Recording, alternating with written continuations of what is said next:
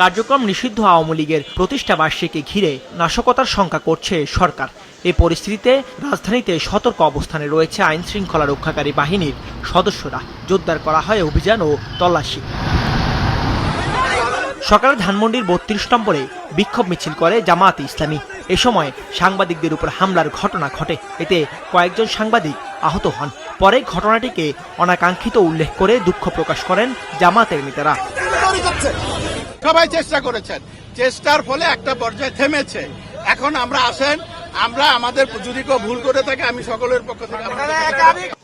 নয়াপল্টনে বিএনপির কেন্দ্রীয় কার্যালয়ের সামনে বিক্ষোভ মিছিল ও অবস্থান কর্মসূচি পালন করেন দলটির নেতাকর্মীরা। এ সময় দলের সিনিয়র যুগ্ম মহাসচিব রুহুল কবির রিজভী অভিযোগ করেন, পাচার করা অর্থ ব্যবহার করে পতিত শক্তি দেশে অস্থিতিশীলতা সৃষ্টির ষড়যন্ত্র করছে। প্রতিদিন আমাদের সজাগ থাকতে হবে। ওরা নানা ধরনের উস্কানিমূলক কাজ করবে।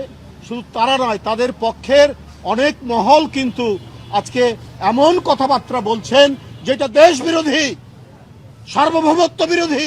মুক্তিযুদ্ধে ৩০ লক্ষ জীবন, ২ লক্ষ মা বোন নির্যাতিত হলেন।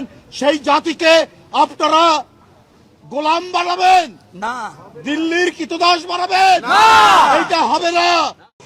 একই সময়ে গুলিস্তানে কার্যক্রম নিষিদ্ধ আওয়ামী লীগের কেন্দ্রীয় কার্যালয়ের সামনেও বিক্ষোভ মিছিল করে ছাত্রদল।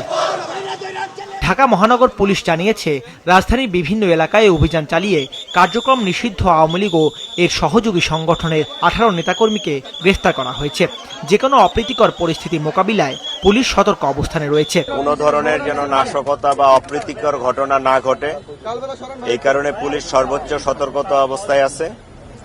আমাদের পর্যাপ্ত সংখ্যক পুলিশের সদস্য, বিজিবি, ইভেন আপনারা কালকে দেখছেন ঢাকা এবং আশেপাশে কয়েকটা জেলায় বাংলাদেশ সেনাবাহিনীর সদস্য নিয়োজিত আছে। শুধু রাজধানী নয়, সারা দেশেও দলটির প্রতিষ্ঠা বার্ষিকীকে কেন্দ্র করে নিরাপত্তা জোরদার করা হয়েছে। গোপালগঞ্জের সম্ভাব্য বিশৃঙ্খলা ঠেকাতে সেনাবাহিনী, বিজিবি ও পুলিশ যৌথভাবে নিরাপত্তা বলয় গড়ে তোলে।